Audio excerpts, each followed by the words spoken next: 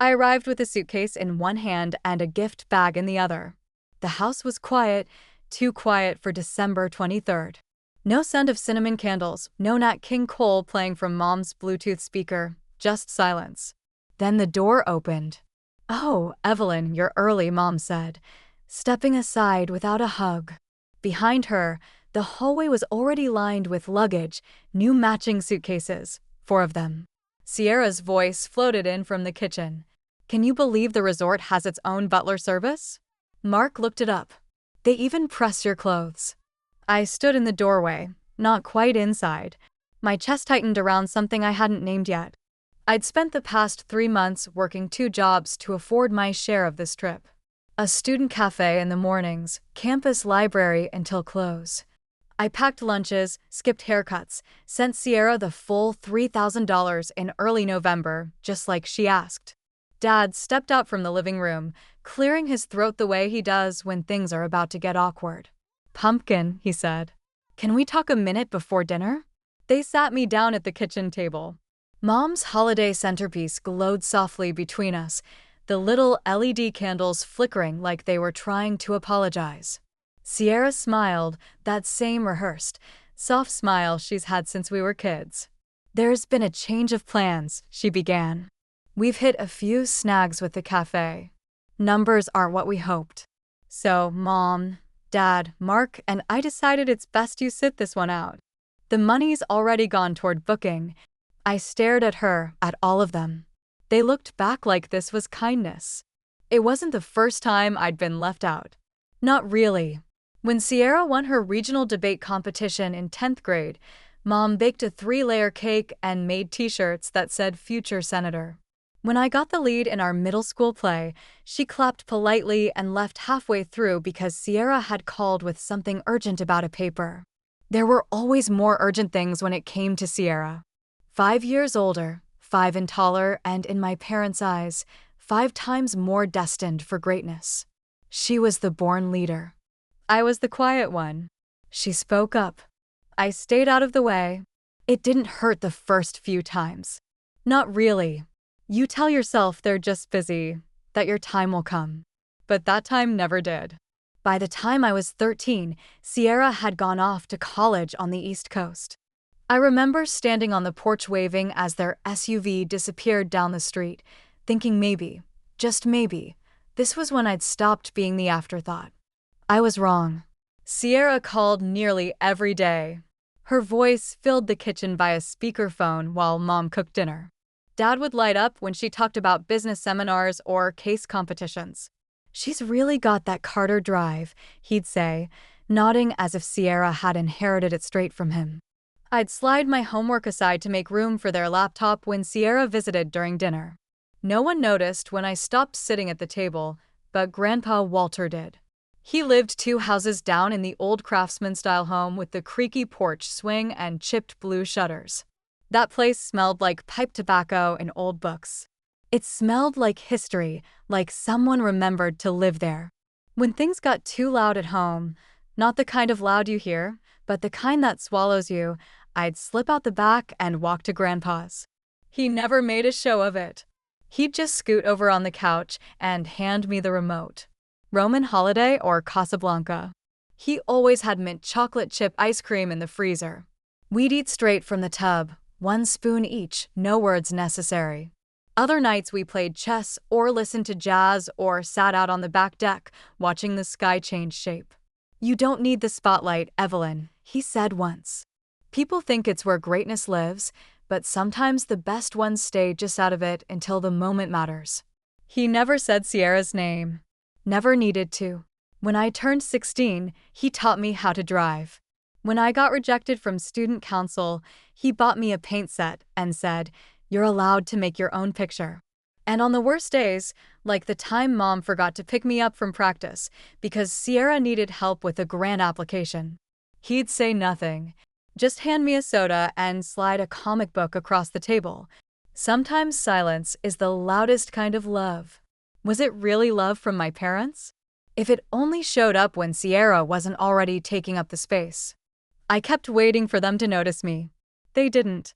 I got accepted to UC Berkeley with a partial scholarship. Mom mentioned it in passing to the neighbors after asking if they'd seen Sierra's startup video, but Grandpa took me out for steak dinner. Just us two. He made a toast with apple cider and said, "You're not following in anyone's footsteps. You're leaving your own." I didn't cry then, but I remember holding that glass tighter than I needed to. Like maybe if I gripped it hard enough, the words would last longer. I left for college with 2 bags, a second-hand laptop, and a heart split right down the middle. One half full of hope, the other full of everything I'd never said out loud. Grandpa Walter passed away in early spring of my freshman year in his sleep. No warning, no goodbye. I found out through a voicemail. Mom's voice was shaky but not broken. "He's gone, Evelyn. I thought you should know." The funeral was small, respectful. Sierra wore designer black and didn't smudge her mascara once. Mark hovered like he always did, 2 steps behind, mouth tight, eyes scanning for approval. After the service, we met at the attorney's office for the reading of the will. The air smelled like wood polish and old carpet. I sat on the far end of the conference table, unsure whether I should even be there. To my daughter, Elaine, the lawyer read, "I leave $50,000. Mom smiled, even teared up a little, squeezing Dad's hand. To my granddaughter, Sierra Carter, I leave $300,000. Sierra's face lit up like a chandelier. "Baby," she whispered to Mark. "We can finally do this second location." She turned to me then, not out of curiosity, but to confirm what I hadn't received. I stared straight ahead. And to my granddaughter, Evelyn Carter, the lawyer continued, "I leave my home in Evergreen, Colorado, including all contents and adjacent property." There was a beat of silence. Then Sierra laughed. Not cruel, just amused, like someone watching a child win a toy from a claw machine. "Oh my God, you got the house," she said, practically giddy. "That's hilarious." Mark chuckled softly beside her. "Hey, maybe you can sell it and get a nice car if it doesn't collapse first." Mom scolded her half-heartedly, but her eyes never left Sierra's beaming face.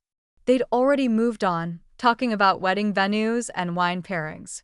I sat there trying to hear Grandpa's voice in the walls, trying to believe that what he left me wasn't just what was left over. The house wasn't worth much, not in cash.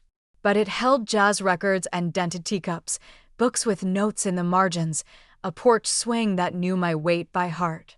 It was where I had existed fully, for once. It started with dinner, like most things in my family. I'd come home for a weekend between finals. Roast chicken, mashed potatoes, candlelight. The good china was out, which only meant one thing. Sierra had news. Sure enough, she waited until dessert. "We've been thinking," she said, swirling her wine like someone twice her age and 10 times more self-important. "Now that we're focused on growing the cafe, it would make sense for Mark and me to move into Evergreen." I paused, fork halfway to my mouth.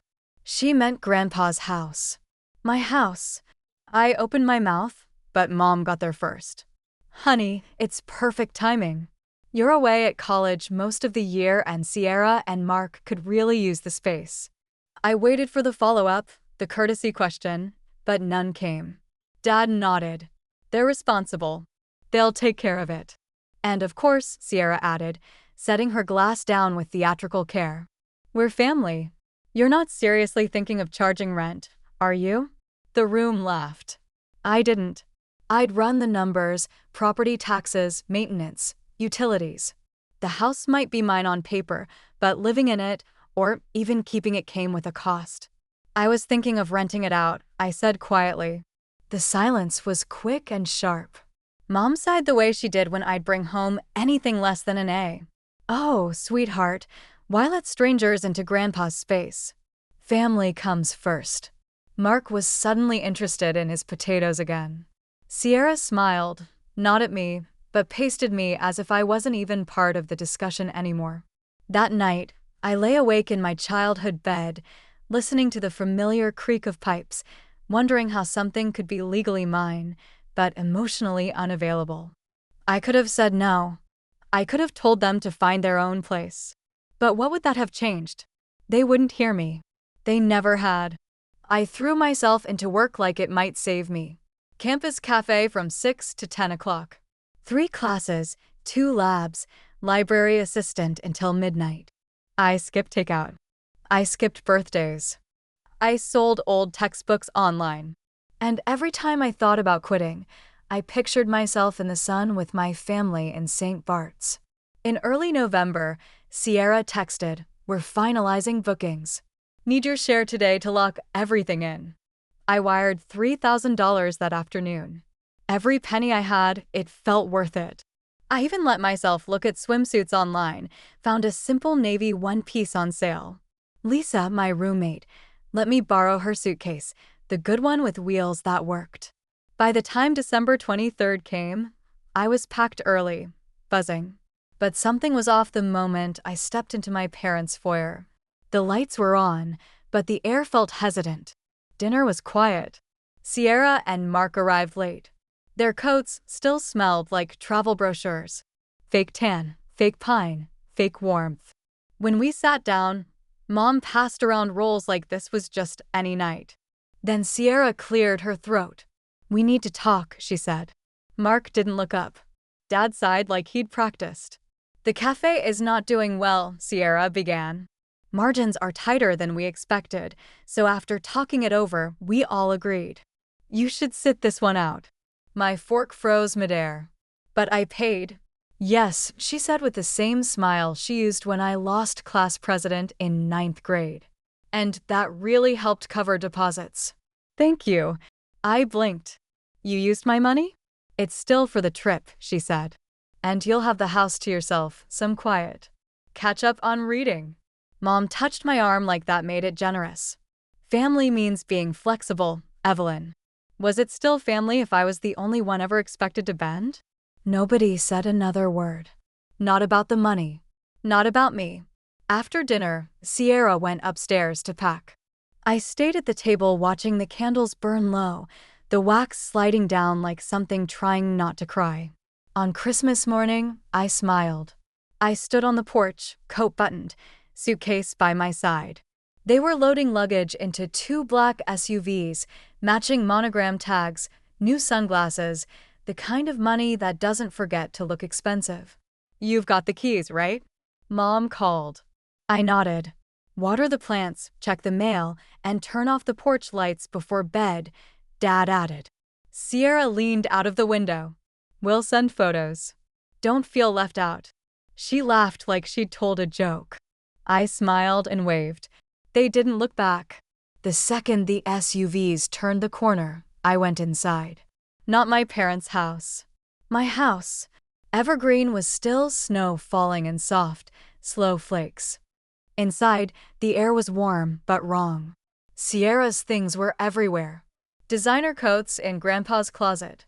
Mark's shaving kit on the bathroom sink. Their wedding photo sat where Grandpa's chessboard used to be. I stood there for a long moment, letting the silence return to the room. Then I moved. I started in the bedroom, packed clothes, shoes, skincare into boxes. Next, the kitchen, espresso machine, imported olive oils, their engagement mugs. I didn't throw anything. I didn't break a single glass. I just removed them one by one like someone uninviting guests who overstayed. In Grandpa's study, I found a drawer I hadn't opened in years. Inside, an old photo. Me and him on the lake, fishing lines tangled, both of us laughing like the world didn't exist outside that boat. On the back, in his handwriting, to Evelyn, "The quiet ones always come back stronger." I placed the photo above the mantel where it used to hang. Then I called a moving company, paid triple for a holiday job. They came, no questions asked. By sunset, everything was boxed and gone. Last stop, the locksmith. He was an older man with salt and pepper hair and kind eyes. "Rough Christmas?" he asked. I smiled. "Just long overdue."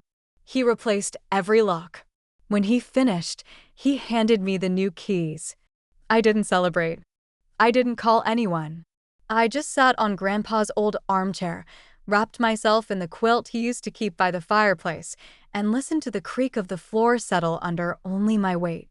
The first message arrived at 9:12 a.m., then 5 more, then 10, then 50.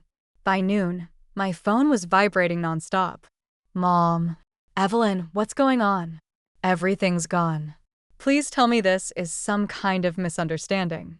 You've gone too far. Sierra, are you serious? You had no right. What the hell did you do with our stuff? Mark, finally. The locks won't turn. Did you change them? You can't just evict family. Each message buzzed like an insect under glass. But I didn't reply. Not at first. By early evening, my call log read 83 missed calls. The last one said, Mom. I picked up. She didn't wait for hello. Evelyn, what is wrong with you? Dad's voice jumped in from the background. You changed the locks without even warning us. I sat cross-legged in Grandpa's chair, holding the phone with one hand, steady. Let me talk, I said. They went quiet. Maybe from surprise. Just this once, I added. Let me actually finish a sentence. No one spoke. You took my money, I said. $3,000 I earned cleaning floors and shelving books. You used it to buy cocktails in the Caribbean. You let Sierra and Mark live in my house rent-free without asking. You made decisions about my life like I wasn't in the room, like I never have been. I paused. And when I finally said no, not even out loud, just with action, you act like I set fire to the family tree. Mom started to interrupt. That's not no. Let me finish. I breathed in once, held it.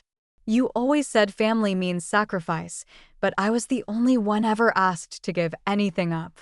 They can stay with you or figure it out like adults. But the house, that was Grandpa's gift, and for the first time in my life, I'm keeping something that's mine. The silence that followed was the truest thing we'd ever shared. I hope you're proud of yourself, Dad said finally, flat and cold. I looked at the framed photo above the mantel. Grandpa on the boat, one arm around my shoulder. I think someone would be. I hung up.